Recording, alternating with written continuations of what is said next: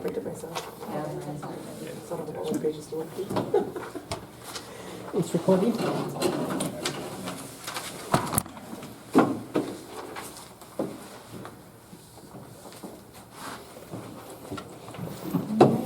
I'm going to call the meeting to order at 6:00 p.m. Please stand for the Pledge of Allegiance, and before you sit down, just remain standing, please. I pledge allegiance to the flag of the United States of America and to the republic for which it stands, one nation, under God, indivisible, with liberty and justice for all.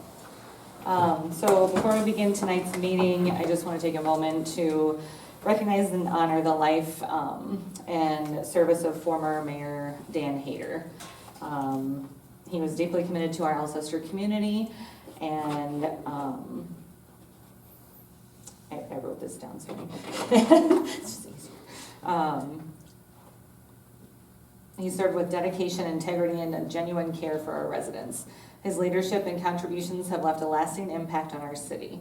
At this time, I ask everyone to join me in a moment of silence to remember and reflect on his life and service to Alcester.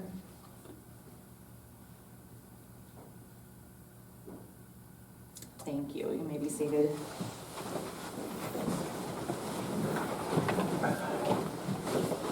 Can I get a motion to approve the agenda, please? I'll make the motion to approve the agenda. Second. Any further discussion? All in favor? Aye. Opposed? Motion carried. Then we need a motion to approve the meeting minutes of Monday, September 8th, 2025. That was our special meeting. Or no, sorry, that was not our special meeting, that was a regular meeting. Make a motion to approve meeting minutes on Monday, September 8th, 2025. Second. Any further discussion? All in favor? Aye. Aye. Opposed? Motion carried. Now we need to approve the special meeting minutes of Friday, September 26th, 2025. Make a motion to approve the special meeting minutes of Friday, September 26, 2025. Second. Any further discussion? All in favor? Aye. Opposed? Motion carried.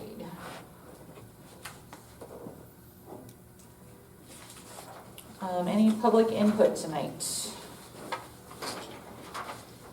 Sure. And then state your name for the. Tom Van Leyen, and just wanted to give you an update. You folks have probably noticed the park looks a little different. And I just wanted to let you know the people that have all been involved, and I actually am just asking tonight, no expectations, but on respect to the party that is helping us clean the park, they wanted to know if the city would have any contribution towards the expenses. Now, no expectations, but when I originally started with the park cleanup, we had around estimates of $17,000 to $18,000. A lot of trees come out of there, a lot of branches, you know, the storm didn't help things. But Delane Fickbaum with the veterans, he got on fire and he took care of the VA, you know, memorial monument there now. It looks great. Jerry, I never can pronounce his last name, Joachim, does that sound? Joachim. And he is looking at possibly a contribution because we did redo the Alcester Foundation monument there. And he's working on that now. And then John Way and the Lions Club, they're considering the donation also, you know, to it. We have around $11,000 left. Everything has been done. In 3 minutes, I can't explain everybody that's been involved and what it's done, but all I know is there's some great people around that have helped, and if that can be, you know, it can be a little amount, none, zero, it's just, I wanted you to give you an up-to-date report. We're that close to get things finished up. So, but there's still branches falling down. Oh, I gotta share one little thing though, that was very, very cool, is I went to Tim Reed, great guy at school, and I said, is there any of the elementary classes could help us pick up branches? Didn't expect anything. He goes, possibly. I just let her alone, left 3 days later, I was going down the park, and I see a pile of branches, 4 feet tall and about 3 feet wide. And I looked at that, I'm going, well, who did? And then I thought, I only talked to 2 people, and he was one. So I went to him, sure enough, the 4th grade there, went one afternoon to pick it up. So, and I said to Tim, I said, can I say thank you to the class? Because that is such a cool thing. He says, that would be great. It's better not coming from me or the teacher. Can't think of her name right now. You folks probably do. I'm still a little new to the area. So, but I went to the class and I shared with them. I said, you know, and 4th graders are cool little kids. You know, their eyes are big and they're listening. And I said to them, I said, you folks thought you were picking up branches. But while we had a team there working in the park, a lady come through the park, stopped and shared with the guys that were working there, said, now I can take my evening walks through the park because I feel safer. I thought that was pretty cool comment. So I shared that to the kids, and I said to the kids, you thought you were picking up branches. I said, but really what you were doing is every branch you picked up, you were going to make somebody smile now to walk through the park. And they all kind of looked at each other and they got it. And then I just said, to make it really simple, since your kindness and respect was so good to help out, I've got some great treats for you, but your teacher will take care of that for you. And that just blew up, so then I just left the room. But I'm just asking in respect to the people behind me, if there is any chance, fine, if not, fine. But I just want to know I have some great people, that some great other things I can share, but I think my 3 minutes are probably up, so. Thank you. You betcha. And thank you for all of the extra work you're going to on that too. It does look very nice. Been affirmed many, many different places. Mhm. And I think that it definitely helps with our ongoing park renovations, you know, like the fact that it's being taken care of now gives everyone a good idea that that's what will continue to happen. Well, I think you're right on. The radiance of the park will keep momentum going. We just had to get it to radiate. Yep. That's basically it. For sure. Yeah, as far as the funding goes, we can talk to Dave and, see what we have available and that kind of thing, and then No get that added to expectations. the next, Yeah. council meeting Right. agenda. And I didn't want any immediate response, and it's just, I gotta do that for my other people behind me, so, Yep. but, no, appreciate it. Thank you. Mhm. Anybody else? No legal updates tonight. Sam is available by phone if we need him. And I'm guessing no sheriff's department updates either, since I don't see anybody here for that. That brings us to item number 8, Banner Associates Monthly Engineering Report from Tanya. Hey, how are you guys this evening? Pretty good, how about you? Good. First hand up, the engineering report. You want which one to pass it down? There's one for you. So just kind of walking through this, the things that we're working on and what's going on. We had nothing under general city engineering this last month. And so no work was required. We did have a client feedback visit scheduled, and we've been doing that where we set up meetings. We don't bill you for that time, but we set up a meeting where some staff not involved can just come and talk with, you know, any city staff plus any council members that want to join, and just kind of give some feedback on how we're doing. You know, is there anything we can do better, just to check in. And so that was postponed, and we'll get that rescheduled. So know that that's coming. If you want to participate but didn't get an invite before, let me know, and I'll get you hooked up to that. On the wastewater treatment facility, there's still some outstanding items that the contractor hasn't gotten finished, and we talked with them this weekend. We tried to spur that on to just get that done and get that off the list. And so we had some good feedback. They're getting some things corrected in that UV unit. The blower operation seems to be resolved, so I think that one's good. So hopefully next month this one's going to come off the list. So the third item, which is at the top of the second page on the engineering report, is the sanitary sewer collection system improvements. And there's a couple of things on that this evening. So that is the project to reduce some of the older or more deteriorated sewer lines in town by doing point repairs at locations where, you know, there's a spot that they can't get that liner through, where they would do basically a trenchless repair. And so that bid on September 23rd. And so before I kind of go into that report, I know we've got for action items, we've got the council invoice for the work that Banner did that last month, so I don't know if you want me to pause and Yeah, you take action on that, and then I'll go I'll through make the a bid. motion to approve paying Banner invoice number 46303 in the amount of $2,398.20 for work completed on the sanitary sewer improvement project for September 2024. Second. Thank you both. Any further discussion on that? All in favor? Aye. Aye. Opposed? Motion carried. Sorry, I didn't mean to cut you. Oh, you're totally fine, I felt that too. Can I take one of those and pass it down? So the next handout's the letter that goes through those bid results. And so I'm just gonna kind of walk through that letter, it should have been in your council packet. But just kind of hit the highlights and let the city know what their options are. And so, we received one bid, and a copy of that bid tabulation is attached at the back of that letter. Bids came in high, that bid was 1,600,000, almost 1.7 million, and our engineer's estimate on that was 1.15. It's not uncommon when you only get one bid. We thought we were gonna have more bids, just based on the number of plan holders. So the bid right now is a little over $500,000 above the estimate. The major items in it that exceeded our estimate was the mobilization. So a lot of times they'll front load that mobilization, so that alone was about $300,000 higher. Usually we see it around 10% of the bid, and so it was quite a bit higher. And then the lateral sewer lining prices were higher. So looking at that, the plan holders list is also attached.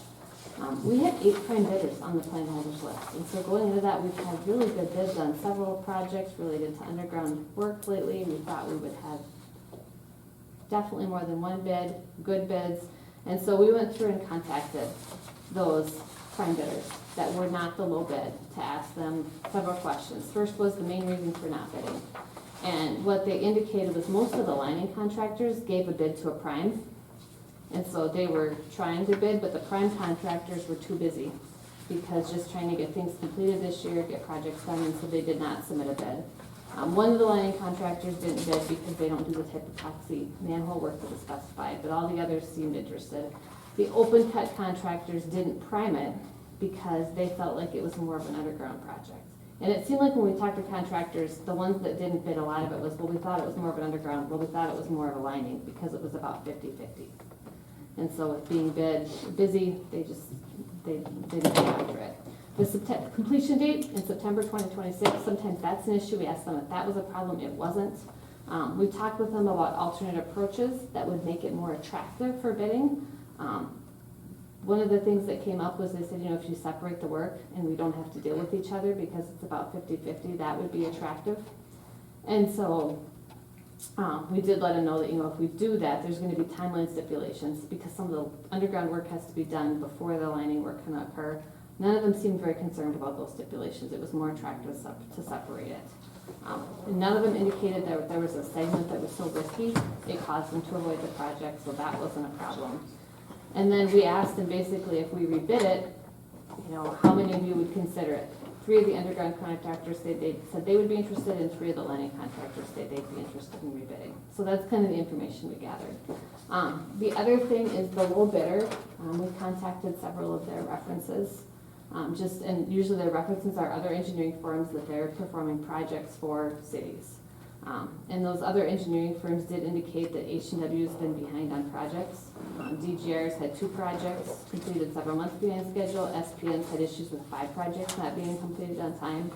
One was supposed to be completed 2 weeks before school and it's still not done. Another one's supposed to be completed in 2 months, but they haven't begun work on it yet, so it'll probably get pushed into next year. Gross has also had issues with them completing on time. And I know right now we're working on 2 projects with them. Both are over a year behind. So on both of those, I know that because it drags on, it takes more communication. Our billing rates go up every year, so I've had to go back to both those communities and ask for increased fees.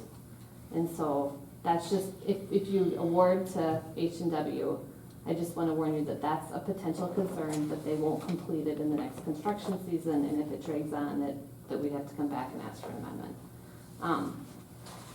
So kind of with all that information downloaded in a quick hurry, what the city's options are 2 things. One, you can I don't have a notice of award in front of you tonight, because if we negotiate with the low bidder, and because we have be basically reducing the bid price by more than 10%, state bid law requires that you negotiate with them, because they have the option where they could come back and change pricing, because you're changing the total dollar amount by more than 10%.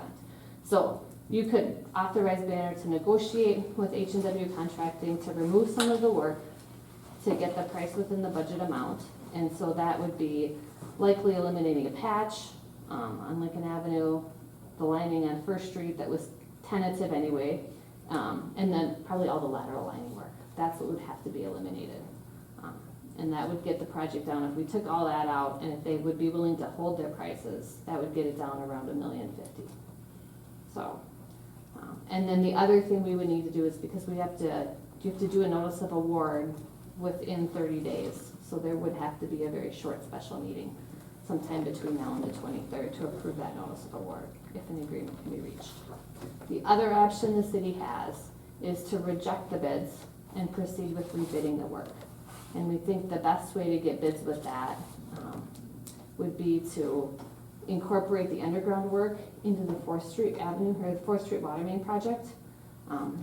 DNR approval is required to allow that, because you're basically taking funding from one project and inserting it in another.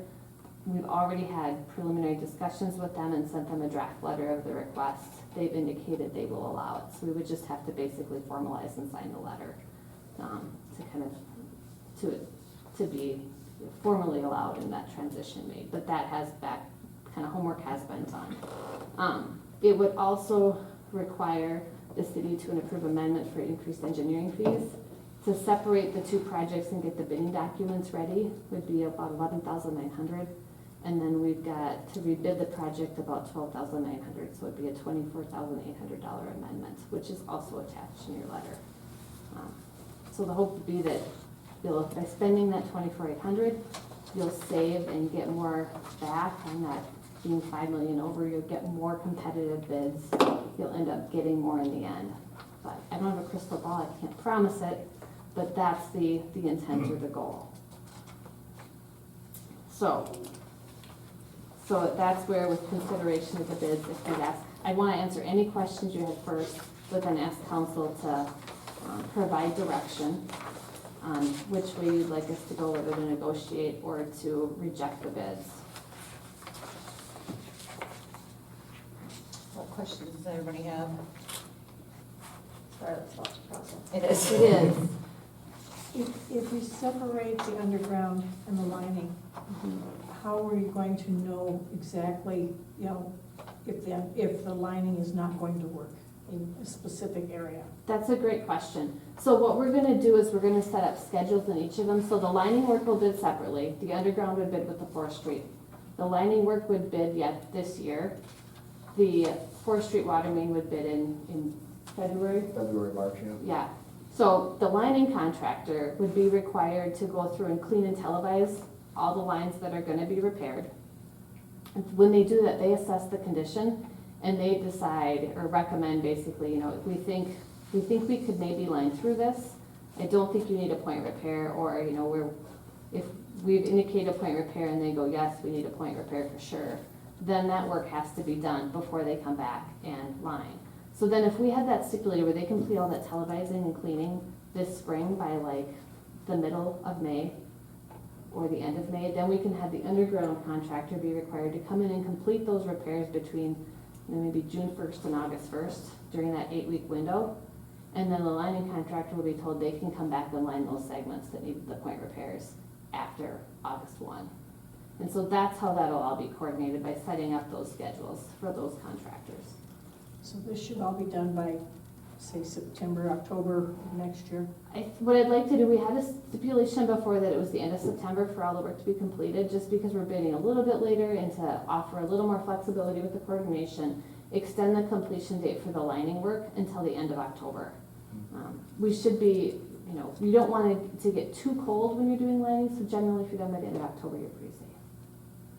And that would go into for the Fourth Street project, there's also the paving window, so usually October 15th is kind of the magic date we kind of use. That gives you usually a couple more weeks if things go a little late, because obviously with asphalt and everything like that, you need a little leeway, and you're at the mercy of whatever Mother Nature's gonna do. But yeah, that way it all kind of right around that October, and be able to be completed for everything.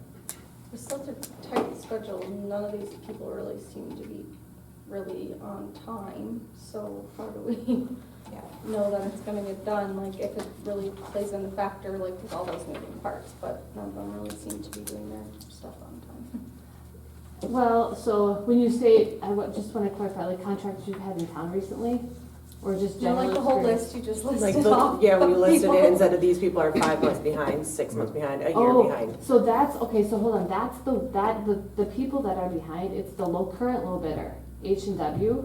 That specific contractor has been that far behind on projects recently.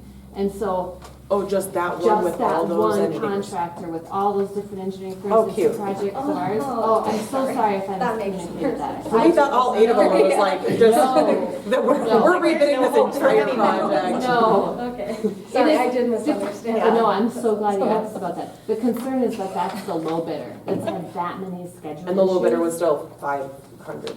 Right, and over. so you've got a bidder that, yeah, is way over and has had schedule issues, so the chances of us having to come back and ask for amendment because construction's going on into next 2027, that's the concern with that project. Of the other contractors I've talked to, we've worked with, I mean, a lot of the other underground contractors, we're not seeing issues like that. I mean, they'll still once in a while get delayed, and I think I've had a month or two sometimes, maybe seeding work goes into the spring. Right, that's usually the one that always is the seeding where everything else gets done and then we're worried about grass.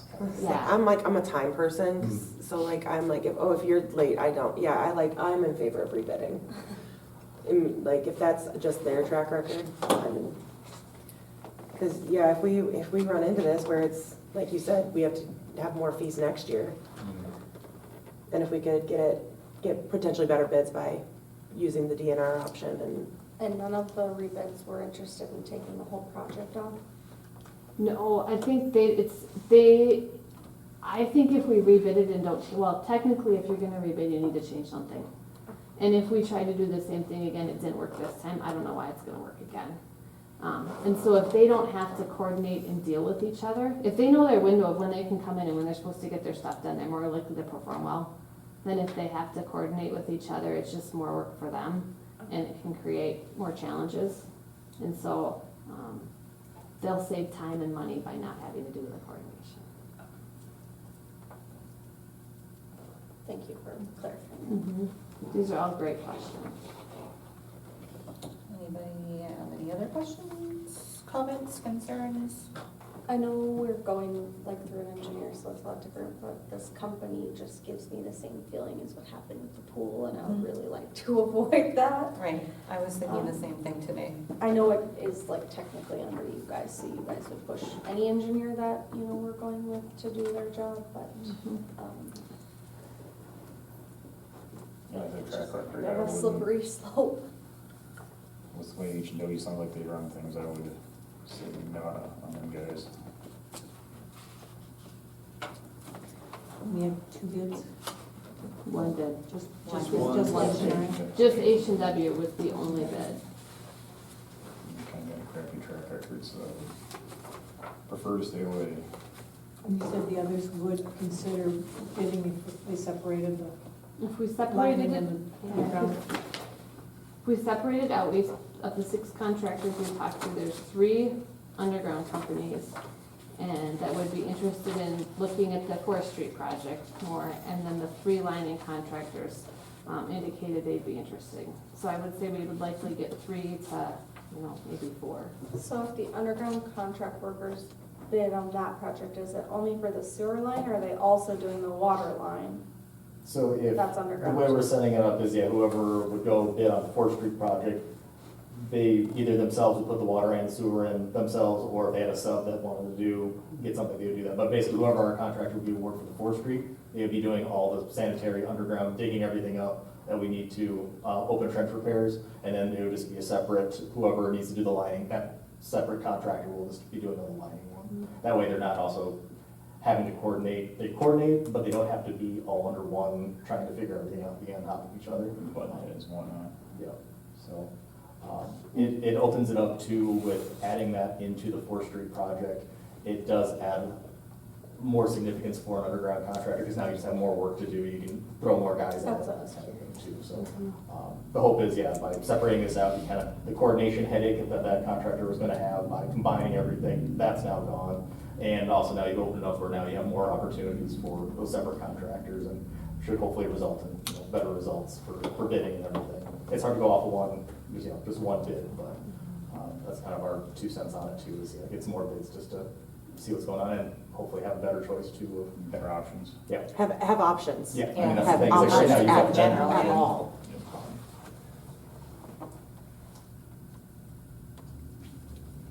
So do you need a motion from us to go ahead and re-bid? I would be, first of all, to reject the bids. That would be one motion.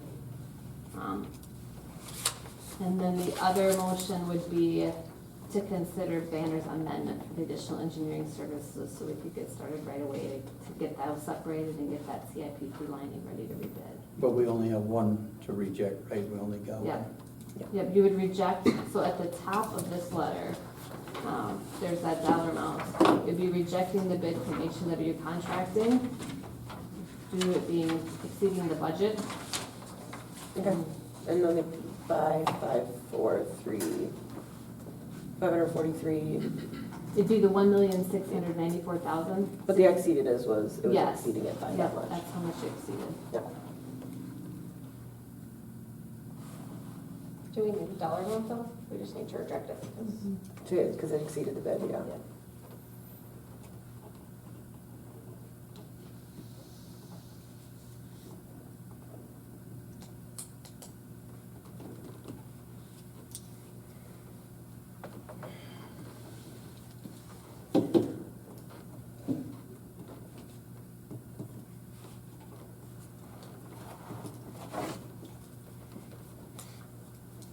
All right, so you want to make the motion or you move? hold on. I'm almost right so fast. Speed writing. Can't think, she just said too much information. That's why I didn't want to move these to Monday nights. I feel like it's just brain overload.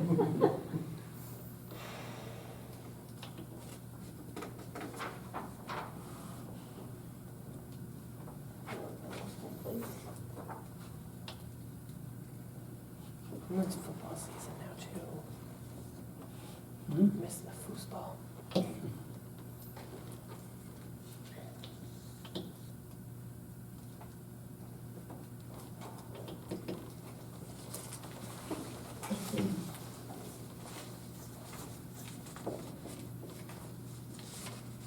Sorry. You're fine. Anybody else? Take your time. I'll make a motion to reject the bid with H&W Contracting on the sanitary sewer collection improvement project due to the bid coming in over budget. I'll second it. Any further discussion? All in favor? Opposed? Motion carried. All right, then the second consideration is the amendment that is attached at the back of the letter, and so it's the last 4 pages. The amendment, the owner engineering agreement amendment number 1. And so it lists out how we would revise the plan, separating them into just a CIPP bid, and then putting all the underground work in with the water main project to hopefully obtain better big bids and making that a bigger project.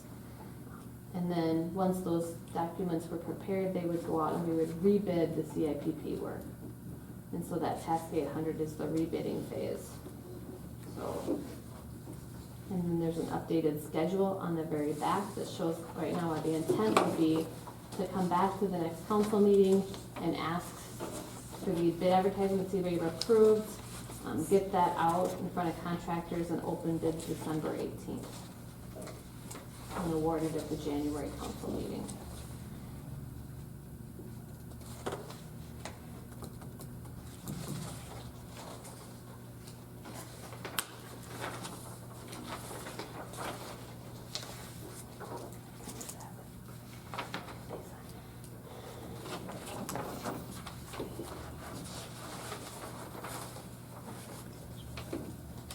And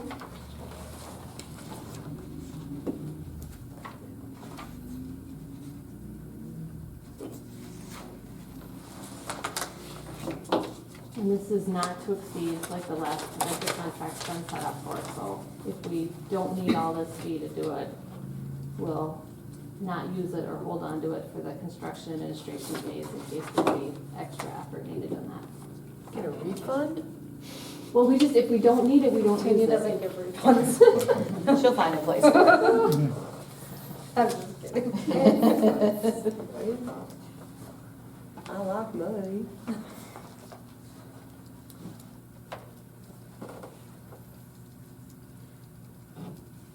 We try to, it seems like contractors always just suck up time at the end.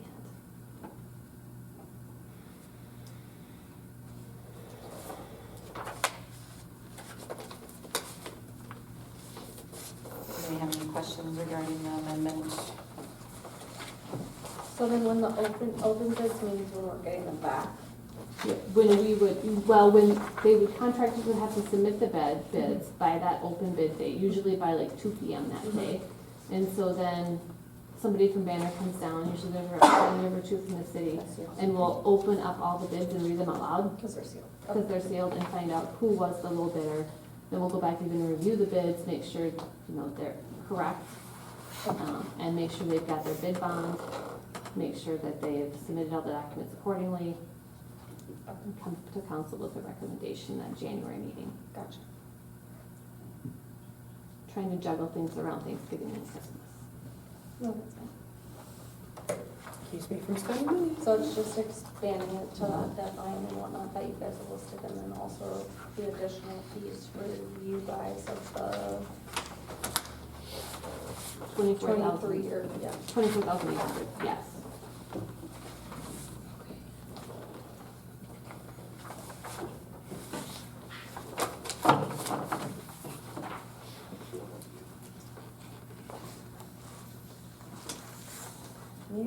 If you want to. Okay, I'll make a motion to approve amendment number 1 to the owner-engineer agreement. Second. Any further discussion? That's all you need for your motion. All in favor? Aye. Opposed? Motion carried. I think. Okay, so continuing to go through the engineer report, the next project at the bottom of page 2 is the water tower improvements. That's being managed by Sarah Paintinen. And so we had structural staff visit the site in September and take a look at that. Bidding documents are being prepared. The one thing that came up at that site visit that we're looking at is whether a mixer should be added to the project and possibly a stainless steel riser pipe, the pipe that goes up into the tower. Looking at that, if that would be as a bid alternate, just because there's concern that the project didn't have that included originally, and now, visiting the site and seeing that as a potential need. So we're evaluating that. Right now, in talking with contractors, they stated for the coating stuff to bid closer to the end of the year.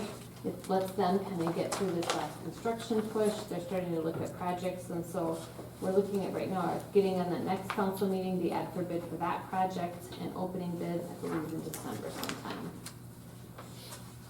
Yeah, December 18th, so it might be a bid opening that same day where we do both.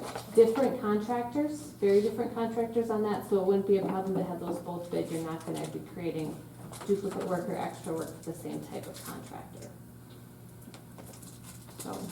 So the action item for council consideration for this is the engineering invoice for the work completed during the month of September. I'll make a motion to approve paying Banner invoice number 46304 in the amount of $4,000 for the work completed on the Alcester Water Tower project through September 20th. Second? Any further discussion? All in favor? Aye. Aye. Opposed? Motion carried.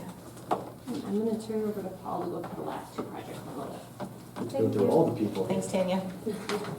Hey, everybody.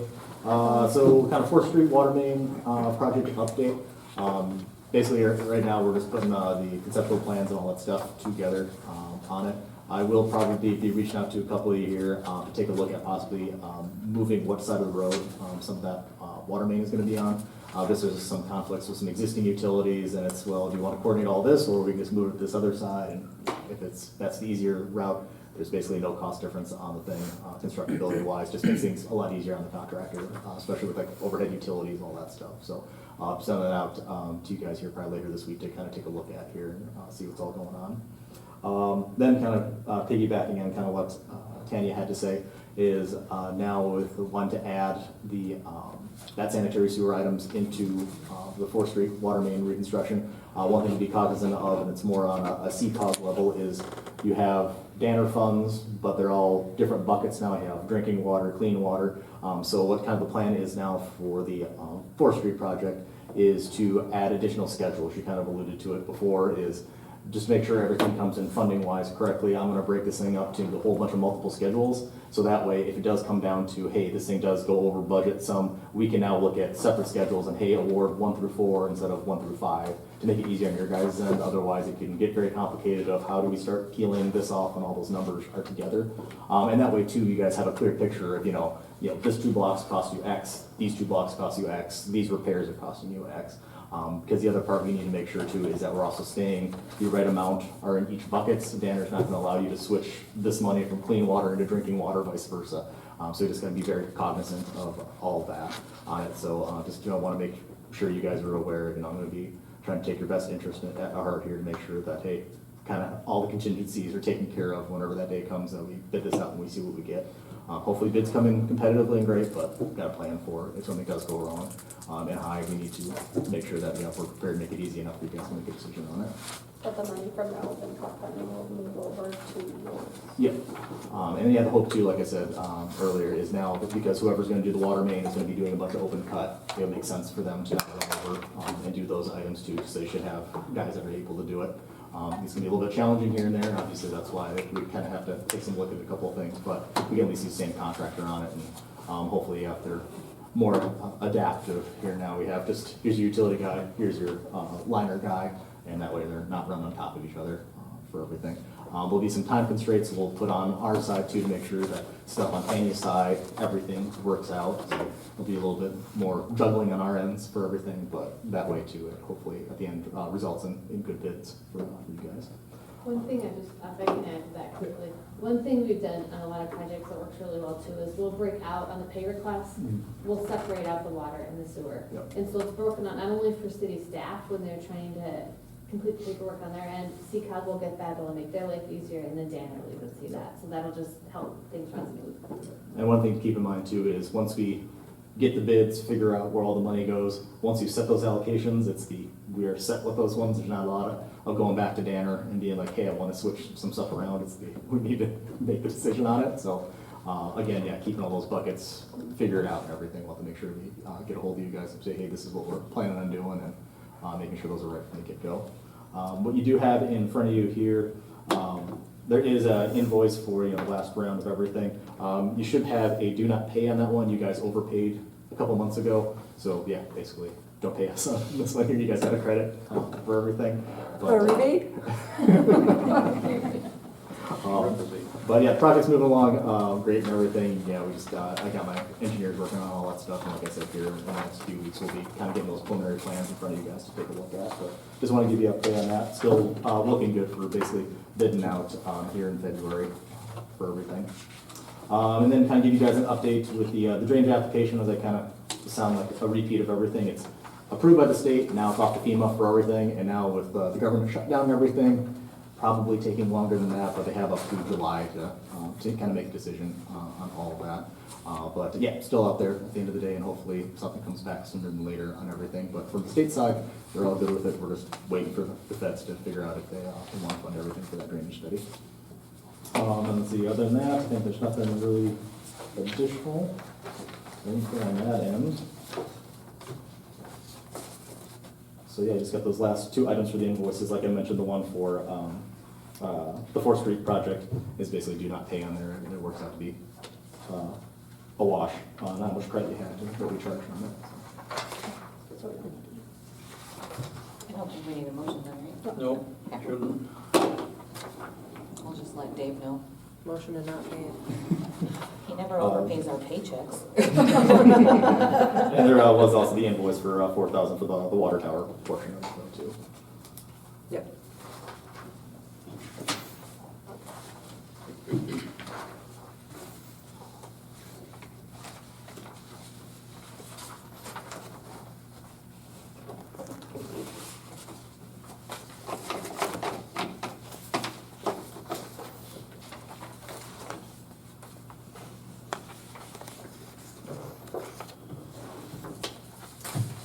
I think that's all I think, is that all? Yeah, unless anybody had any questions of anything coming up. You good, are you guys good? I'm good. Yeah. My brain is sufficiently melted. Yeah, same. Oh, wait, there's more. Should've gone last. Make a note to Dave. All right, we will move on to number 9 on the agenda then, the proposals for general city engineering services. Tanya and Paul, looks like you are up first with Banner. You guys tired of hearing us? So Tanya's got a couple handouts here for you. Kind of was back here, I think it was in July, I think I gave you guys some council packets. It's generally just a summary of kind of what we already had in there. Those were really cute. Less for a big.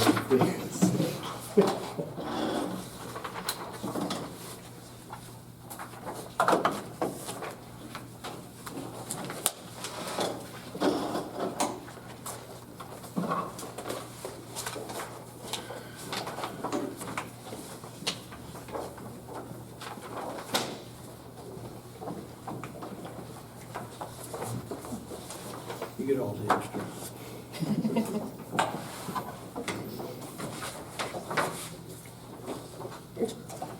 I'll give them to Brian. I can grab it. Oh, yeah, there's a couple files. We'll leave one for Brian. I'm sure he'll tag it to his fridge. Oops, I did guess I thought I had one. You did, and then you put it back. Apparently. So what you kind of got in front of you are kind of, yeah, those two pieces of exhibits over there. I'll probably just kind of go through kind of that, what does the Banner City Engineer kind of provide. I know working with you guys here, especially Dave too, for the last, year or two with some of the other things going in town, it's been nice to kind of meet all of you, what's all kind of going on. The big one is, just being able to advise you guys of what's going on. Like I was here, last month with the 4th Street project of, here's some of the future considerations for, here, the road. If you set it to this, these are some of the things, that you need to consider in the future. Having, 10 years of experience out working for the city of Rapid City and things like that, I saw what happens when you get you have a lot of rules, but you gotta make sure that, especially in a smaller town, that you have maybe less stringent of sorts, but know where those rules need to actually be for everything.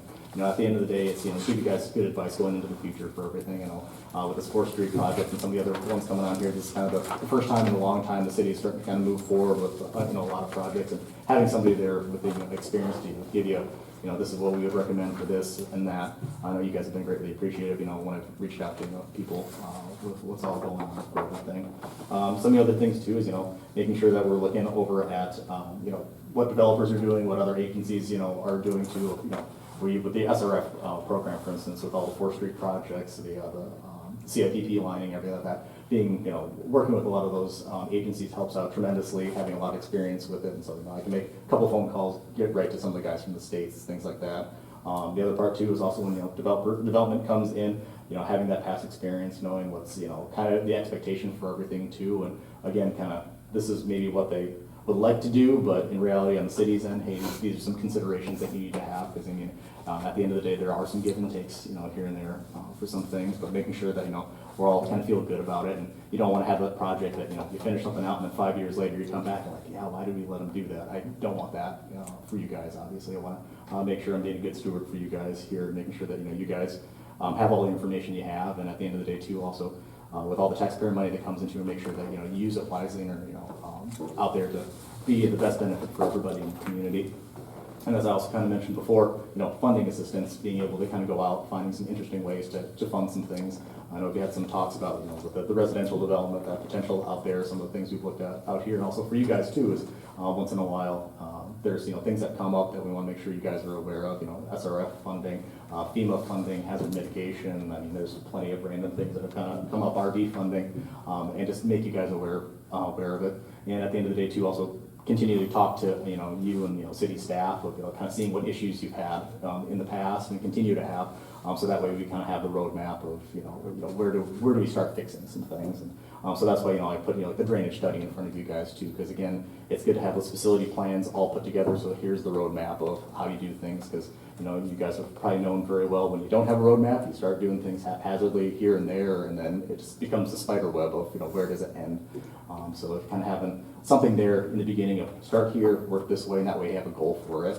And that way, things get fixed and fixed right. Hopefully you don't have, issues later down the road too for things. Asset management, that's kind of a big one I kind of talked about before.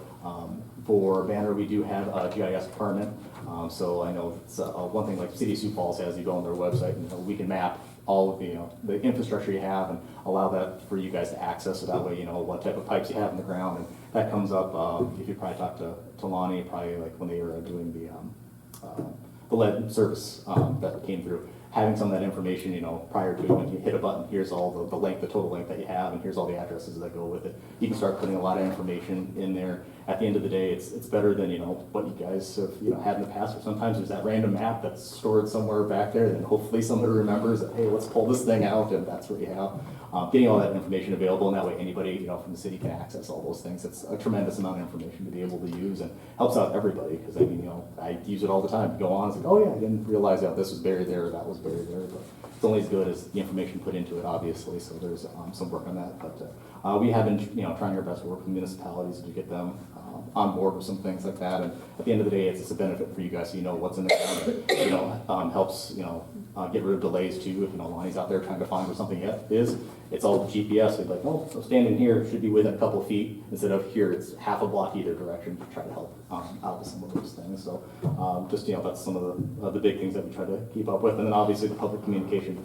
Coming here, talking to you is, one big part. The other part is also reaching out to, the people that were being affected with reconstruction. So, with the 4th Street project, for instance, sent out, survey letters for that. Kendra met with you, met with your neighbors, to kind of let them know what's all going on, and try to make sure we explain all what's going on to them, because especially, for Alcester, this is kind of the first big project that's coming up, making sure everybody's kind of comfortable what's going on and what to expect on it. That's going to be a big one, because cutting down the phone calls, that's always a big thing that we need to deal with, and make sure everybody feels comfortable with what's going on.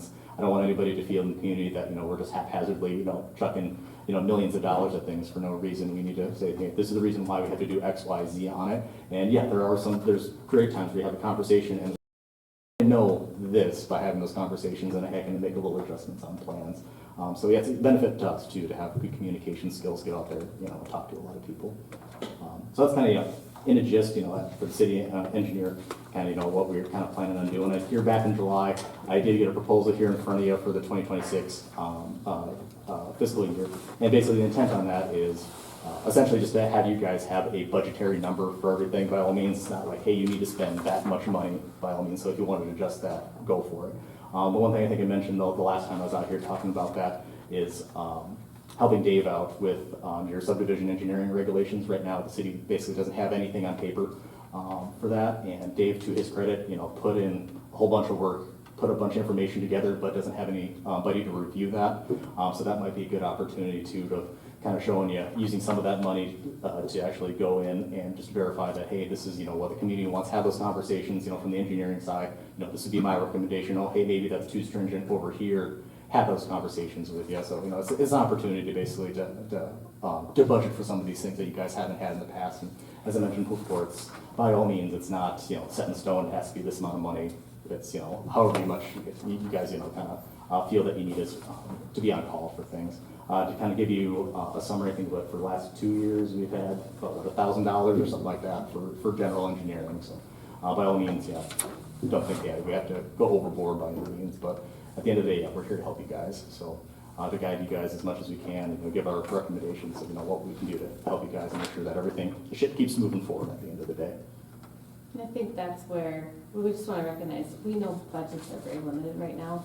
And so that 7,500 is a placeholder, but we're not going to do anything unless asked. And by, that $1,000 over the last 2 years, I think it's 8 hours of effort. When you've called, we've taken care of things. But if you, don't need anything, we don't want to push or, our goal is not to use up that money, as you can see the what's been built in the past. The other last handout that you've got is just kind of showing you that we are a full services firm.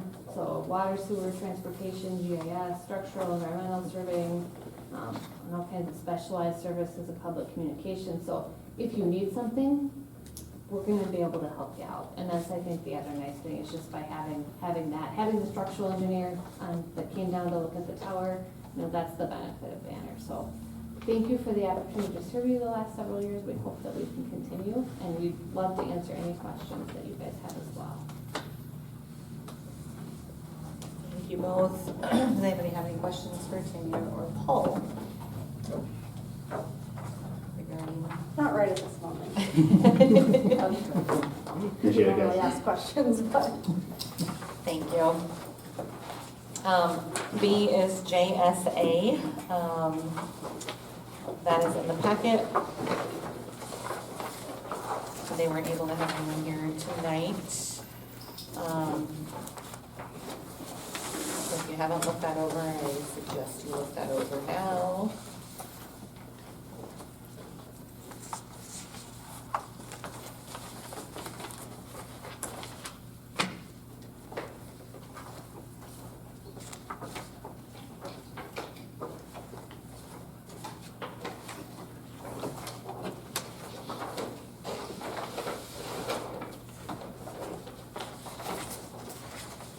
If you have any questions on that, we'll have to address that to them. I don't have anybody here from DGR either. That is the next one in the packet.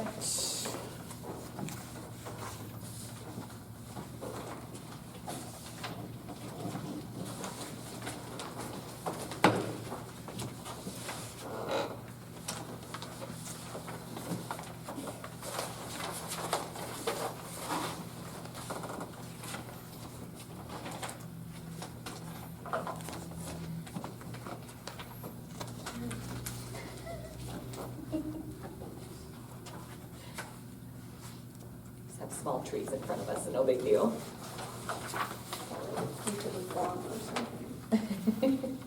I printed mine 4 pages per page. Yeah. Because then I can look at it. I'm looking at it on my tablet anyway, but I was like, 130 pages, like, bro. That's big paper. No. Just trying to get to theirs. I know. Oh, well, Kendra, while she gets to the correct page of the packet, this is Dane, and then I don't remember your name. Drew. Drew, from ISG. So you have the floor. Pleasure to be here. Drew is going to be handing out a placemat. These are the extras I'll give to you for Dave, yourself as ISG wants one. Thank you. Aware for a second. Add them stack of papers. This is DGR's. Pages. 8. They said 16 pages? 17 pages. It said 18. No, because there's 4 per page. So it is like, Appreciate the opportunity to present to you guys tonight. Like Lisa mentioned, my name is Dane Ekdom. I'm a civil engineer at ISG. With me is Drew Dom, one of our graduate engineers as well. Tonight, got a placemat in front of you that we're going to walk you through. Tonight, we're just going to give you guys an overview of ISG and what we do for municipalities like yourself and our municipal experts. Explain why we're interested in serving and working with the city of Alcester. Provide our approach as the city's engineer, and then review the proposal in front of you and share some examples of how this works as well. Like Dan said, my name is Drew Dom, civil graduate engineer. I'm not originally from the area, I'm originally from southwest Nebraska, a community of about 7,000 people called McCook. If you drive on I-80, it's an hour south of North Platte, so kind of the opposite end of the state.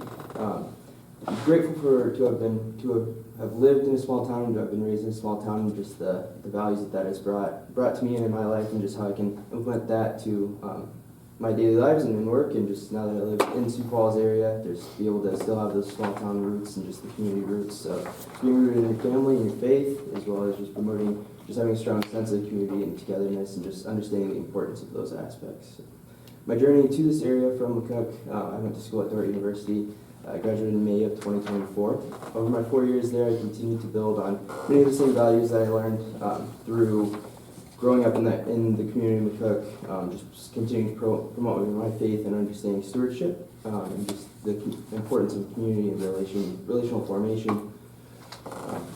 At my time at Dordt, I was able to intern at a couple companies, ISG being one of them, and just I was able to see the connection between ISG and just their culture and their values, to my values that I had from growing up.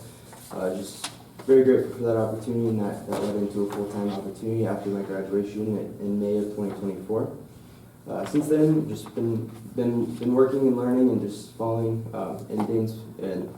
following a lot of my coworkers' footsteps, just learning constantly every day, and just kind of just understanding how ISG can be a good partner and be a good steward and can provide quality service. And recently married as well. Yes. Busy kid. Thank you. Yes, this July I met my wife at Dordt, and we got married this past July. So, kind of diving into what we do at ISG, some of the services that we provide. If you look at the right-hand side of your placemat there, we're a full-service, multidisciplinary firm, meaning that we have in-house engineering, architects, environmental, and planning services. There's more broken down list there on the right side, and if you kind of look at the bottom left-hand corner as well, it kind of highlights some of the more specific municipal engineering expertise that we provide, and just some of those items we've had experience in, and we've been able to provide to communities before. Plan to serve the community of Alcester mainly through our Sioux Falls and Dakota Dunes offices, but although primary service will be through those offices, you still would have the full expanse of our expertise from multiple locations throughout the entire company. That's built upon the fact that we believe in a one firm profit center. So that's the idea that we don't compete amongst ourselves for work, whether that be location or business unit or services that we provide. We believe that we can use each other and work as a team to be able to, for your benefit, to provide the best work for you. Allows us to be able to pull in the right team members for the job, regardless of the project type, and just the idea that we're all here at your disposal to support your community's vision. A little bit about myself. Got 3 small kids at home, ages 5, 4, and our youngest will be 2 in December. So yes, we are busy. Been doing municipal engineering, working with other towns for a little over 10 years. Started in Minnesota, where I met my wife. Found out she was from South Dakota, which is where I wanted to get back to be closer to family. So moved back in 2019, and since then I've been working in South Dakota and Iowa areas as a municipal engineer, working with various sizes of communities as their appointed engineer. One of the things I love about it is being able to see those improvements over time in the community. You know, these might be considered small projects for some, but not in this community, not in the communities that we serve. Sometimes these are big things that have been working up for a lot of years to happen and to make those improvements. So to see that transformation, that improvement, people using, you know, new bike path or improved water lines or water tower, water treatment, whatever it may be, I love seeing those improvements take place because it's truly a significant impact that is felt by the community. Drew had mentioned, you know, our in-house expertise. Within that first page of the placement, you'll see some faces on there. I just want to point out a couple of those folks. We're here locally to serve you. Various roles from our Vice President of Public Works, Derek Johnson, who he grew up just down the road in Akron, or just outside of Akron in South Dakota, but went to school in Akron. Justin Heim, another civil engineer in our office. Danielle is a planner out of our Des Moines office. Brian Hiles, a senior wastewater engineer. Drew, of course. Brian, land surveyor. Josh Muckenhern, architect. Matt Sobel, structural engineer. Tim Brown, construction administrator. Everyone on this list, minus Derek and Danielle, are local. Just an example of the expertise that we have available. Didn't include on here our electrical staff, our mechanical staff for our marketing department as well. With our Sioux Falls office opening in 2017, it's got one of the most diverse practice groups or most diversity amongst the office for who's there locally and able to serve you as well. So one of the other things we went in on is why Alcester. ISG is a growing firm. We believe that if you're not growing, you're dying. So we look for communities who have a similar mindset of, hey, we want to grow, we want to improve, we want to get better, and that aligns with our goals and our values.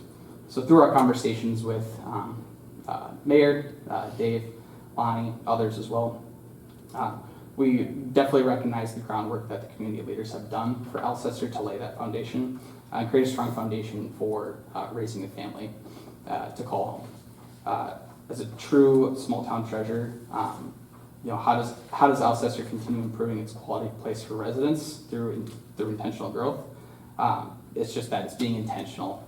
This is where ISG thrives, in that intentional growth, having that plan and working through that plan for improvements. So we work to provide assistance, experience, expertise to help Alcester shape this vision that you've created, expand on that, and then achieve the goals you want to achieve.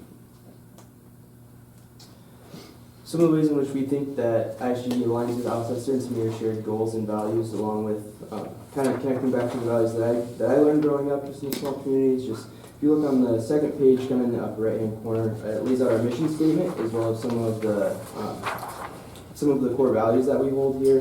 Dane just kind of talked about growth and that idea. I can highlight dynamic as one of our core values, and it's just the idea that change is the only constant. So just having a growth mindset, but also being strategic in that growth and just understanding where to direct your focus in that sense.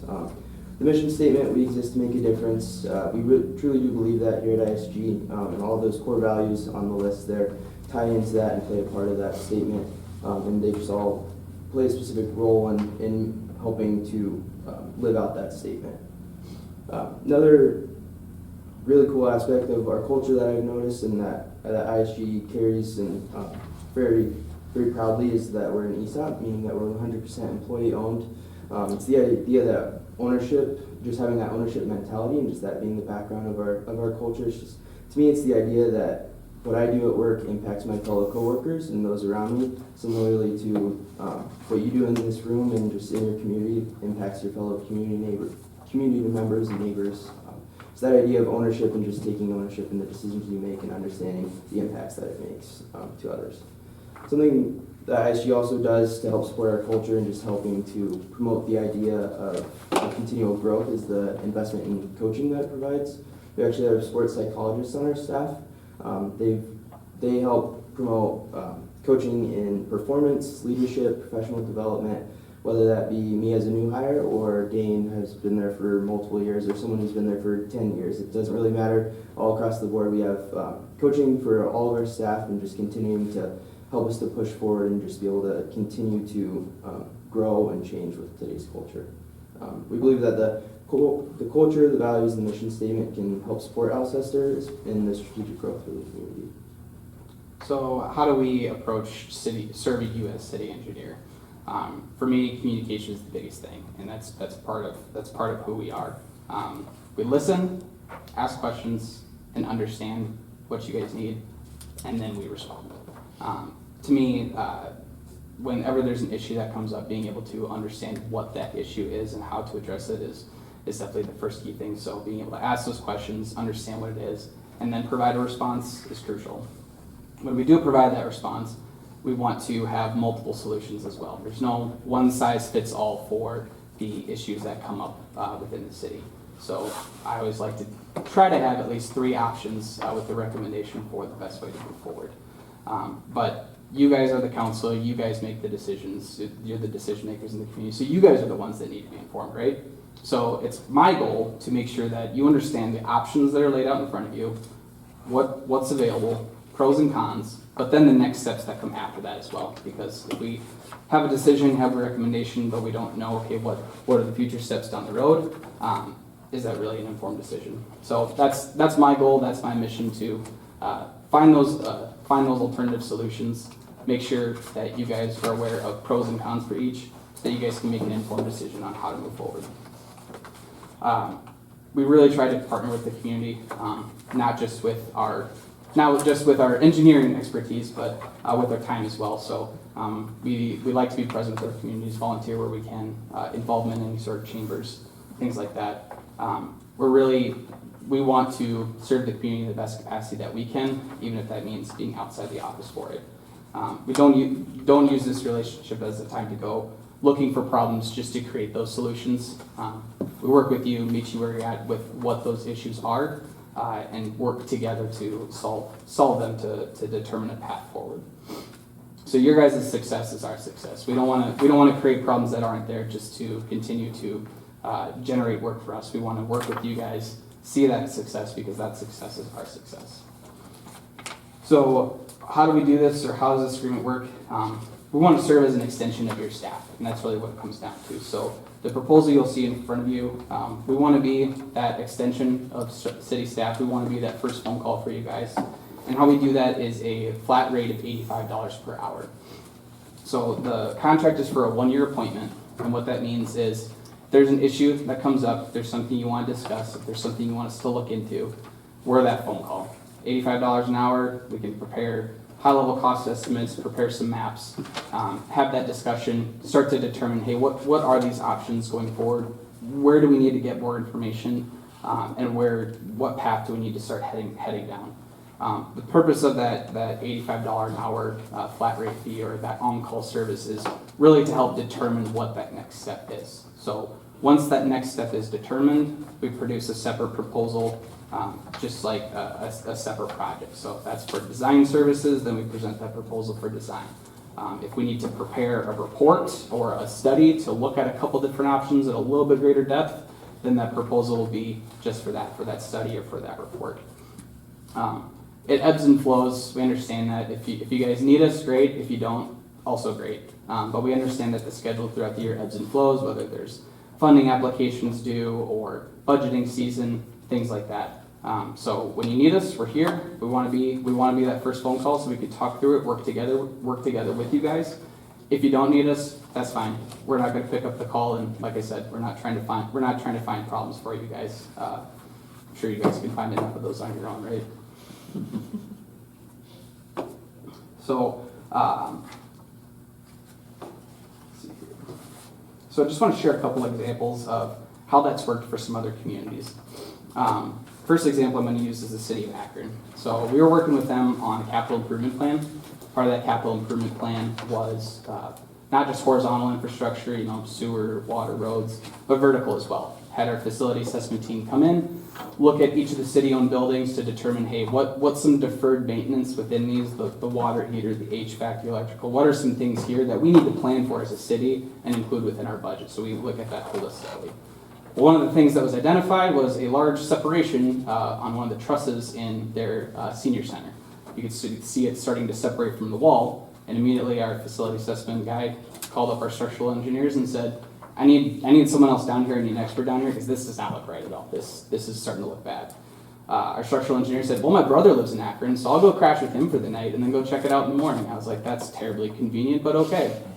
But we were able to do that initial assessment under that city engineer contract. It was something that, hey, that's our expertise that they got the benefit of. And from that, we were able to say, okay, our next step is we got to do a little bit more investigation here. We got to take out some drywall, get behind there, and really see what's causing that. So presented a proposal just for that, to say, hey, here's what the next steps are. We need to get in, do some more exploratory looking, and figure out what the problem is, because it could be 1, 2, or 3 things, and those have very different cost levels in terms of what's needed there. So let's start here, and now you know what's coming from there. Another example I want to share is with the city of Lake Norden. So both in Akron and Lake Norden were the appointed engineer. City had a drainage issue that they wanted us to take a look at. It's something that required some surveys, check some grades, and looked at it and said, okay, what's the most effective way to do this? Because as we're looking at this area, another area came up. I was like, well, we could survey these 2 areas and look at these independently, or we can utilize our drone survey and fly that with LiDAR, create a surface of the whole town and isolate it to these 2 areas, because I'm guessing we'll have to look at drainage areas in the future as well, or drainage issues in the future as well. So worked with them to say, hey, we could look at these two things independently, or we could save ourselves a lot of time down the road and develop this map and use this for these two areas, but now we also have it available for updated aerial for you guys, for your maps. We also have updated information, so if something comes up down the road, we have this information available to us to look at it with you guys. And that's exactly what we did. So now we have this file where if a drainage issue comes up, or including the updated aerial within GIS maps or utility maps, we have that we can look at and go back to reference. As a point engineer for several communities, we also look at plan reviews, plat reviews on behalf of the city, really looking at what is most beneficial for the city in the long run. We put ourselves in your guys' seat and say, okay, what makes the best sense for the city right now? But if that requires working with a developer or another engineer, whoever it may be, we'll pick up the phone and have those conversations, have that dialogue. But your guys' interests are what's top of mind. Same thing goes for when we're looking at those improvements, residential, industrial park, new city hall, whatever it may be. When we have an understanding and have those conversations back and forth, we know what those needs are, can clearly identify it. We can clearly communicate that to our partners in the construction industry and our partners across the state as well. So different state agencies, contractors, whoever it may be, we can start that dialogue to keep the ball rolling on those things. So in closing, gave you guys a overview of ISG, who we are. We were able to explain why we want to work with you guys. There's a lot of shared values there. We see the potential both in you. We see the potential in us to work together and serve you. Provide our approach as city engineer and how we best serve you. Communication is key. Gotta listen, ask, understand the issue, and then provide that response. And provide that response that's going to work for the city and provide that success to the city, because we don't want to keep looking for more work just for our benefit. And then took a look at the proposal to cover what's included with that, and then some examples as well. So with that, just wanted to open it up for any questions that you guys might have. Thank you, guys. Any questions for Dane or Drew? Who's your grandpa? His name was Adrian Ectum. He actually grew up on a farm just outside of Alcester. I forgot to point that out on I the was gonna sheet. say, is it that way? Yeah. 'Cause I They was had gonna a say- Hayward mailing address. There's him and 3 brothers, so I'm a mail carrier, so I was like, yeah. I know everybody. Yeah. Everybody's grandpa who's ever lived. Yeah. I've only lived here 2 years, but it's weird. I think it was before he got to high school is when they moved out of the farm and moved to Ironton, but that's all the stories I heard growing up between Northwest Iowa, Southwest Minnesota, and growing up just outside of Alcester. As a kid, I'm thinking, that makes no sense. You had a Hayward mailing address and grew up in South Dakota. To this day, Yeah. they vetoed it again. It said every 10 years they ask them if they want to change to Alcester, and nobody wanted to again. So there's still Hayward, and That's been boggling around my mind. ever real since I estate was a agents kid. still have no idea. They still say it's Alcester, and I'm like, no. They live in Hayward, and they're like, no, they live in Alcester. They agreed, but no, they don't.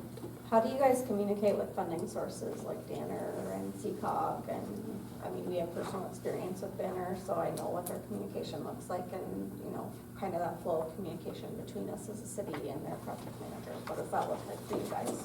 So we work with those agencies in other communities as well. So I sit on one of Sean's boards with CCOG for the Citizen Advisory Committee. I don't know if you guys work with Sophie Johnson from CCOG as well, before she switched over to a different side of CCOG. But we work with the planners, we have those relationships, and that goes for Danner as well. If I got something that's coming down the pipeline, I can work with CCOG, the planning districts, or if I need to give Andy Rules a call, I can give him a call and say, hey, here's what we're looking at.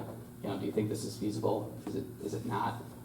As well as the project managers through there. And really what my goal is transparency is, if I'm having those conversations on behalf of the city, you guys know about it.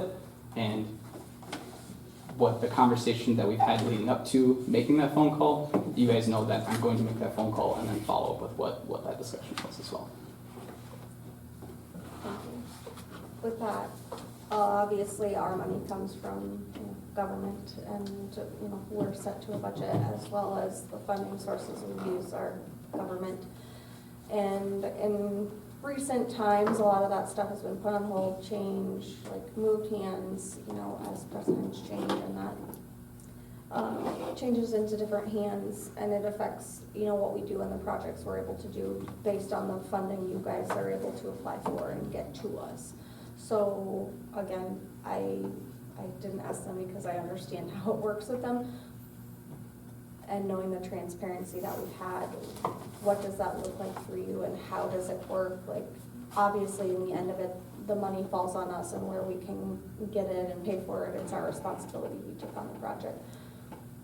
But how do you feel with the projects you've done recently that have been impacted by the financial differences that are coming down from different parties? How do you feel like you guys are able to help us as a small town mitigate those and navigate it so that we can still get the projects done we need, but being financially and fiscally responsible on a set budget? Mm-hmm. So if I understand your question, you're wondering how, like if we're helping the city on a project, let's say that's supposed to get some level of federal funding or some level of funding through federal or state, and there's a change to that. Okay, what does that do for the project, and then how do we pursue moving that project forward with a different funding source? Is that how I understand it? Just because we have encountered a lot of different things that have had to change because of light of recent things that have happened at a federal level, it has impacted us. I wouldn't say greatly, but kind of greatly, and we haven't had as much direct impact, but I feel like our engineers have taken the brunt of that and been able to mitigate it and resolve, or at least allow us to make an educational decision based on that so we can move forward in some fashion. And that's our approach is to, if we get that phone call of, hey, we're looking at some possible changes here with funding allocation or whatever this may look like and how it's going to affect this project, going to notify you, have that conversation, but then start to explore those other avenues of, okay, is this eligible under different funding umbrella, or work if it's a state funding, work with that state agency or other state agencies to see, okay, where is this being affected? Where is there still opportunity to help this move forward? Because you know, especially if we're at a stage of design or study or whatever it may be, where there's investment on the city's end, we don't want that investment to go to waste. Understood. One more question, and anybody else can ask questions. Obviously, this was a large decision because we are putting, you know, we've been really trying to move forward as a city with projects and things that have been put on the back burner and kind of steamrolling down with everything that we're taking on. I think we all appreciate clear, concise communication, and I know working with Banner and particularly Tanya for the last multiple years, there's a lot of overwhelming information that gets put on us and we don't have the education and scope that you guys have. I know that I've said, like, I don't understand what you're talking about, like, please dumb it down for me.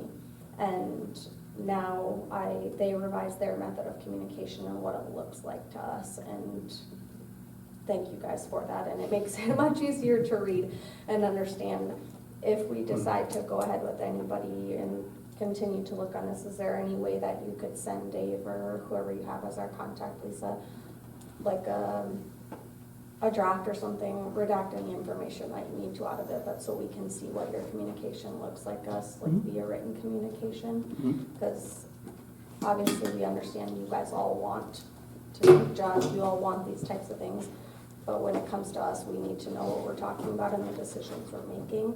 And no offense to anybody, but if I don't understand what I'm, you know, taking on or reading, then I'm not going to be able to make an educated decision. Yes. So this is a great question. I have this example. It's only the one example, so you might have to pass it between. But in the communities we work with, which I'd be your primary point of contact.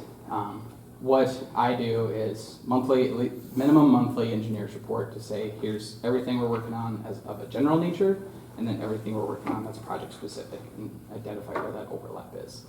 That one doesn't include the most recent one. We're starting including a little bit more pictures for some more visual representation. Hey, here's where this is, here's where this is, here's the comparison of before and proposed. We also attend every single council meeting. That's just what we understand we gotta be present to understand what's going on and to identify what the needs are with you guys. So we attend every single council meeting. However, if that's something that you guys would say, you know what, every other's good, maybe once a quarter, or, you know, every council meeting but not special meetings, we work with you guys on that too. So if it's every other meeting or every single meeting, whatever it may be, we try to be involved in that way as well, so that we're informed on what conversations are being had in the meeting, before the meeting, and after the meeting as well. And I'd say there's a couple examples in there. I think there's 3 cities in total, if not 2. Those just show a couple examples of, hey, here's where the budget sits, here's where we're headed, here's some background, or here's some key communication. But we really try to tailor that to what you guys want to see. So if you guys wanted to see, you know, less text, more summary of budget, we can tailor it that way. We really want to provide the information that's most helpful to you guys as a city. You guys want to see that? We haven't looked at enough tonight. You don't have to, You don't- sorry. yeah. I just really appreciate the communication, and I know I ask a lot of questions, so if I can mitigate asking as many questions, and I can just know ahead of time, I appreciate it. And what I try to do too is, you know, I say be the city's phone call, or I always say be on the city's red phone. That's for everyone. So if I get a call from one of you, I'm probably reaching out to Dave and to Mayor to say, hey, here's a conversation we've had, here's what I told them, and then sharing that with everyone as well. So it's my goal to be transparent, so I also want to get to know each of you as well, and for you guys to get to know me and Drew. So that way you're not afraid to make that call, because when we get to something and something comes up, I want you to call me ahead of time to say, hey, here's the question I'm going to have. Please be prepared for it, so we can get here, be efficient with our time, and go watch some foosball. I don't have any other questions. One thing I forgot to mention was, understand that change can be hard. The time that it takes us to get up to speed on, you know, city maps or what the current infrastructure is, things like that. I mean, that's all on our time. That's something we volunteer ourselves for, because we want to be that call, but we also need to have the knowledge and the understanding of who you are, where your stuff is at as a community. So we take that time to volunteer and say, okay, we're going to take the time to get up to speed and become the experts on the community. We're not claiming to be that right here today, but we will very soon, given that appointment. We also want to point out that within the contract, it doesn't affect any existing contracts. There's many times where we're coming into a community, a project's already under construction. You know, construction services may already be contracted for another engineering firm. It's by no means a requirement to break that contract. It's just, hey, we're your advocate. We're here to serve you. So if you want us to assist with that or help oversee that, great. If you want us to stay out of it completely, also great. We're here to serve you.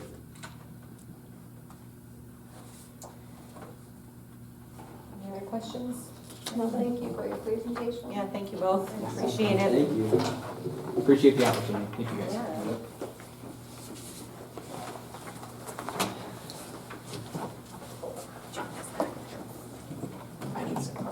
Okay, thank you. You don't have to, I understand it. I appreciate it. So item E, there is a motion available, however, I am leaning heavily, I should say, on tabling this until the next meeting so that everyone can have a chance to look over all of the things a little bit deeper. So that's my advice. So, Paul, I have a question for you. On your thing, it might just be Dave didn't attach it. It said that your hourly rates are attached. That's JSA, that's No. a different one. Banner. Oh, Yeah, so it's because it's the 7,500, and then any work that falls out of the scope will be billed separately based on our hourly rates in accordance with attached fee schedule. So yeah, for me, I'm charging out at $164 an hour, and 198, but a lot of the stuff that's, I think one thing I want to point out is we're doing a lot of city engineering as part of our other projects, Yeah. which is why you've only been billed 8 hours in the last 2 years. So if you want to start something new, as part of that, when you do, I think we want to identify who's going to work on and what their rates are. Rates can vary as low as, I would say, around $100 for a lot of our new staff engineers, all the way up to, I'm getting a little more on the higher end, up to probably 250, 300 for some of our structurals. So it's a real, like, if we give you that rate, it's a wide range. Yeah, and so, yeah, that's just what I'm, Yeah. just to get a full, like, balance sheet kind of thing. Yeah. Just like, We can send that over, though. Yeah, That's I something. I was gonna say that- either, I think it probably would be attached. Yeah, or I it think I was- sent a version over to Sam too, for it too, and I can. It was probably attached and it was just like, Dave likes to add the attachments to our emails, but he's. But yeah, the there's, like attachments Danny on- said, there's a range on everything too, and yeah, by all means, it's, yeah, if there's, you guys. Yeah, because I was wanna gonna say, I focus do have like a blank part in my thing, I don't know if my printer was just being sarcastic or what. No, I didn't see it. I didn't either, no. No, I know, I wasn't in there, so like, but mine like printed a blank sheet right here for no reason. Oh. Or for a page, except for this page. It was like, there's supposed to be a spot. My printer was reading my emails. But yeah, I agree, I would like to table it and. Yeah, I mean, So then we would just need a motion to table until next council meeting on November 10th. I'll make a motion to, what's the date on that? November 10th. November 10th, for the engineering services. Check into it a little further with the different companies. Wait until then.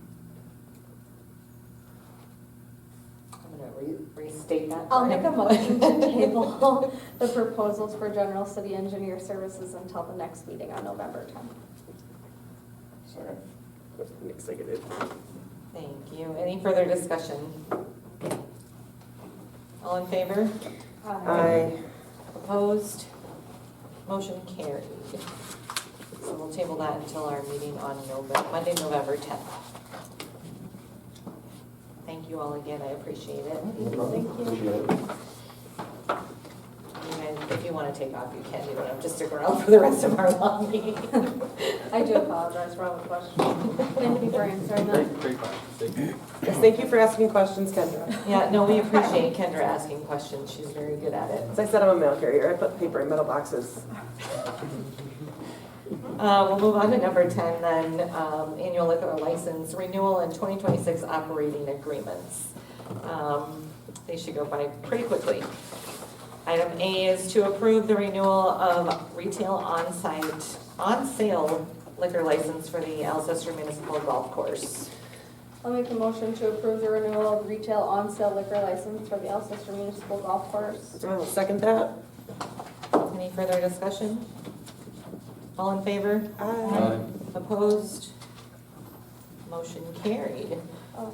Item B. I'll make a motion to approve the 2026 operating agreement for the Alcester Municipal Golf Course. I'll second. Oh, who wants it? I get it, You're because, saying, yep. Any further discussion? It's not gonna fit with me.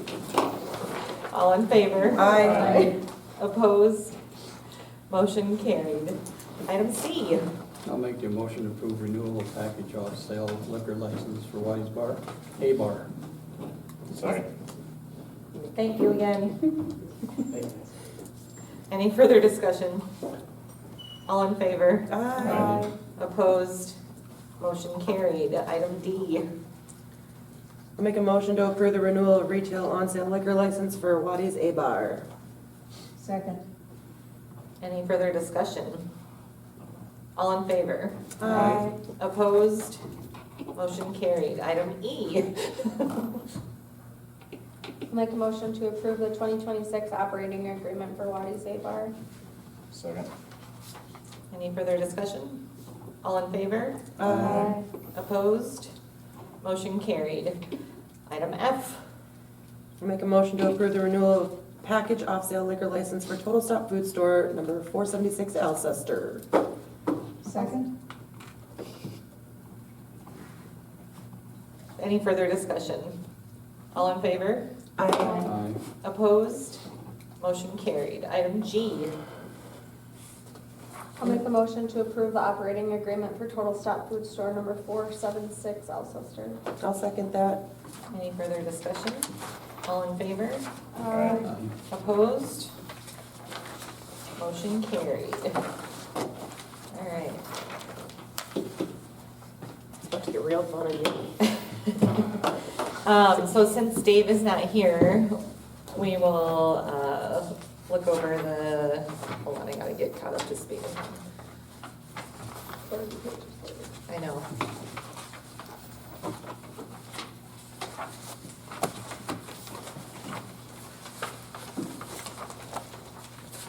Okay.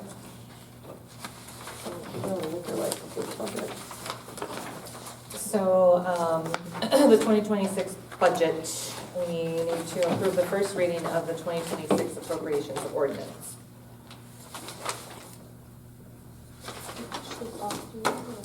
I don't. I do. For the premium coverage, Insurance. yes. And Yeah. Got a whole bunch of them. We're almost there. Like they said, 13. Dave did check into, this is what he told me, hold on, I have an email about this. Don't judge me, I bring my own candy. See, this is- Watermelon, Jolly Ranchers are. Okay, so the insurance through the health pool was $200 to $400 more expensive than per person than what we are currently paying.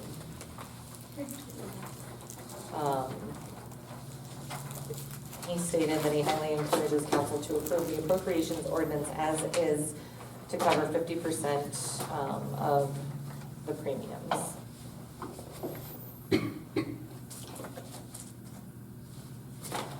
So that's what it was, 50% of the family, Mhm. 100% of the Employee, customers. yes. But that will also require a change in our,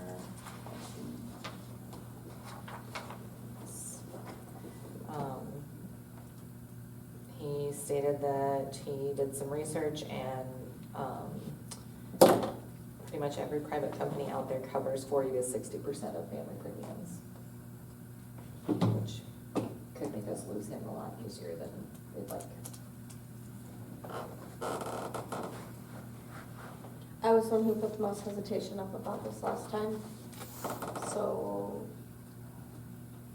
the only thing I'm gonna say is it will take us changing our employee manual as well, which isn't that big of a deal.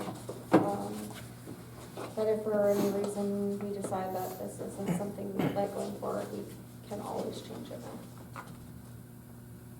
It's set in stone for this budgetary year. And any employees that would be hired and want, full-time, want family health insurance would have to take that on as an expense unaccounted for in the budget, but as our responsibility.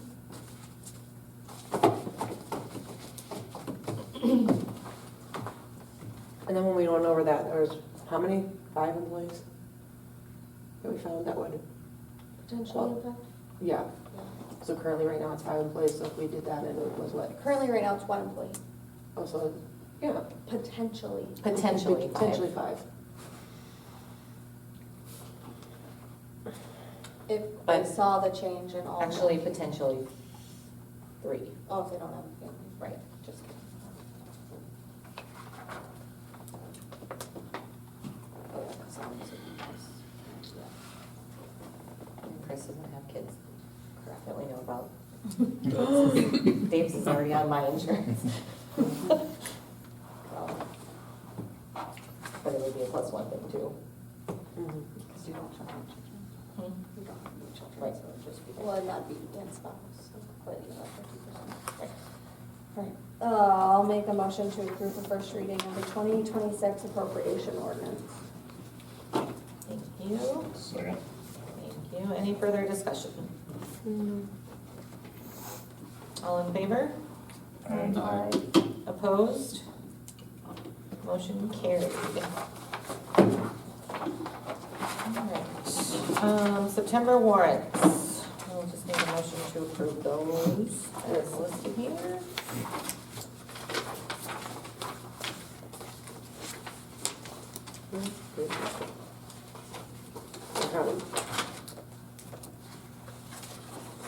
Oh, awesome. 30 pages. I know. A whole bunch of things. There's, found them. Where are they? Oh, Make a motion to approve the September warrants. I second that. I don't know why I was looking on 404. Any further discussion? No. All in favor? Alright. Opposed? Motion carried. And then lastly, the monthly financial report is there.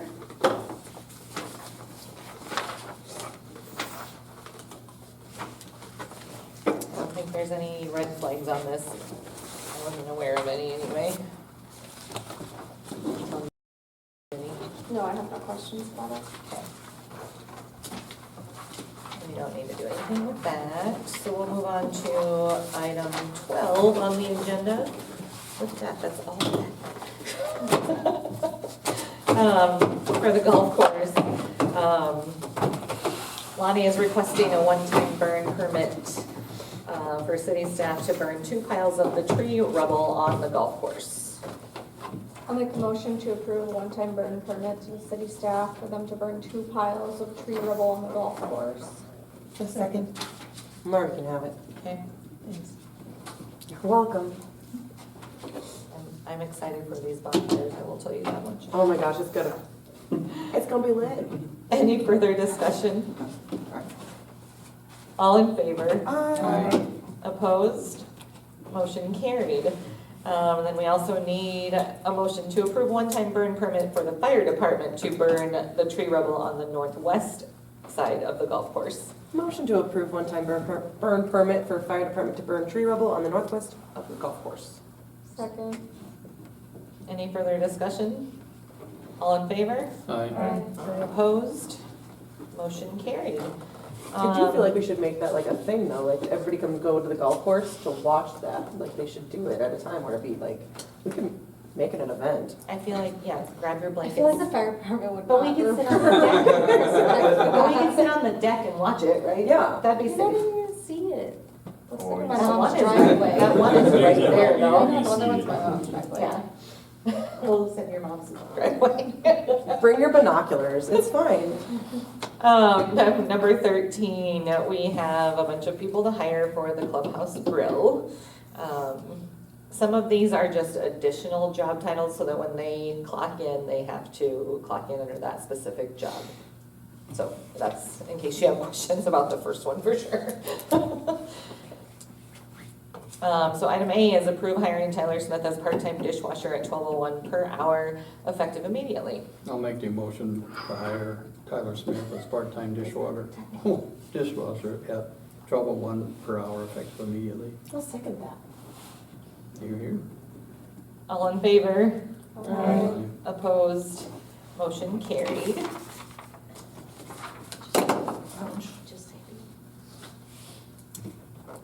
All right, item B.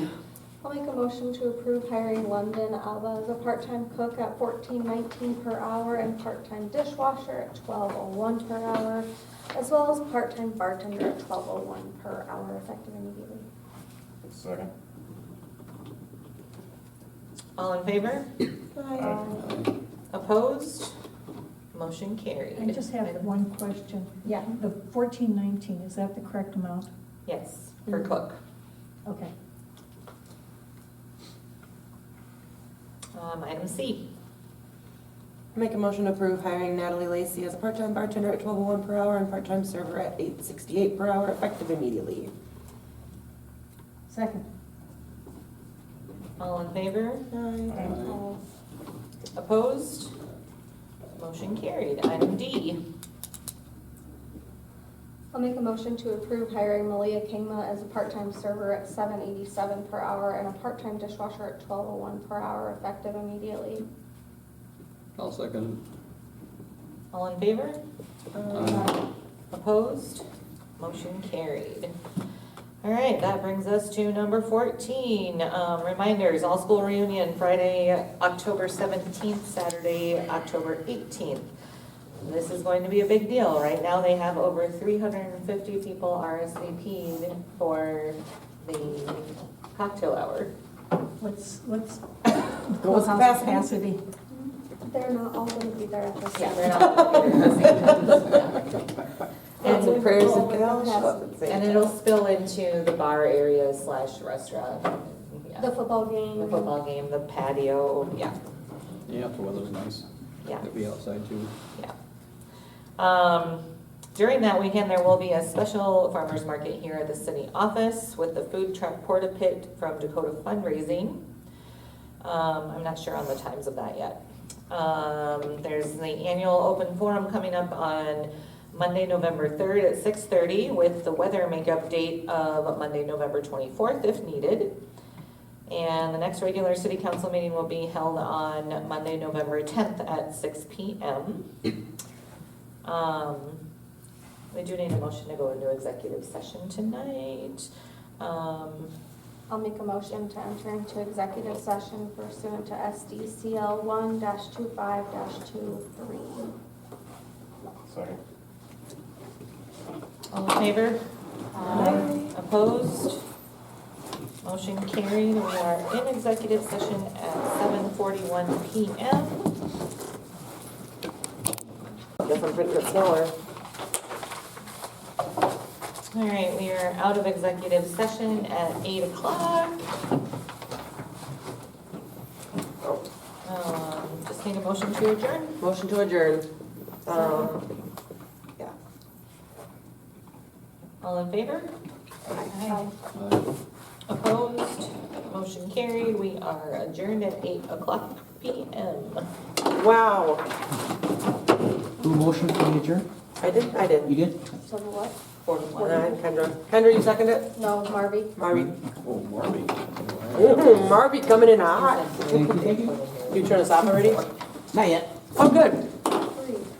Want to catch all the good stuff. Bye-bye. These are the bloopers.